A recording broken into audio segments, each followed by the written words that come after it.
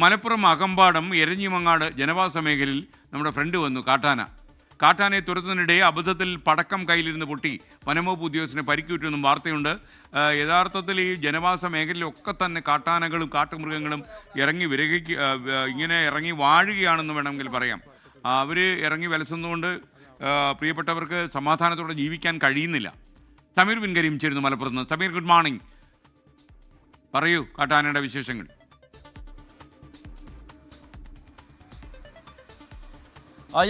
ഇന്നലെ രാത്രിയിലാണ് നിലമ്പൂരിനടുത്ത് Akampadam forest station പരിധിയിൽ എരഞ്ഞിമങ്ങാട് കാട്ടാന ഇറങ്ങിയത്. സ്വകാര്യ വ്യക്തിയുടെ പറമ്പിലും ജനവാസ മേഖലയിലുമായിട്ടാണ് കാട്ടാന ഇറങ്ങിയത് എന്നുള്ളതാണ്. വിവരം അറിഞ്ഞെത്തിയ വനം വകുപ്പ് ഉദ്യോഗസ്ഥർ കാട്ടാനയെ പടക്കം പൊട്ടിച്ച് തുരത്തുകയായിരുന്നു. അതിനിടയിലാണ് ഈ ബീറ്റ് ഫോറസ്റ്റ് ഓഫീസർ മുഹമ്മദ് അസ്ലമിന്റെ കയ്യിൽ നിന്നും പടക്കം പൊട്ടുകയും കയ്യിൽ പരിക്കേൽക്കുകയും ചെയ്തിരിക്കുന്നത്. കയ്യിന് മുറിവുണ്ട്, പൊള്ളലും ഏറ്റിരിക്കുകയാണ്.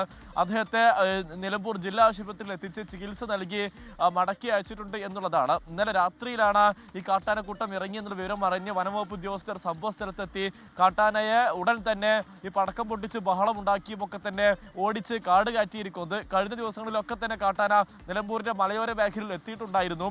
കഴിഞ്ഞ ദിവസങ്ങളിൽ വീടിന്റെ ചില്ല് തകർത്തും ഈ വാഹനം തകർത്തും ഒക്കെ തന്നെ വലിയ അനിഷ്ട സംഭവങ്ങൾ കാട്ടാൻ ഉണ്ടാക്കിയിരുന്നെങ്കിൽ ഇന്നലെ രാത്രിയിൽ വനംവകുപ്പ് ഉദ്യോഗസ്ഥന് പരിക്കേൽക്കുന്ന തരത്തിലാണ് കാട്ടാനയുടെ ഇടപെടൽ ഉണ്ടായിരിക്കുന്നത്. സമീർ ബിൻ കരീമാണ് വിവരങ്ങൾ നൽകിയത്.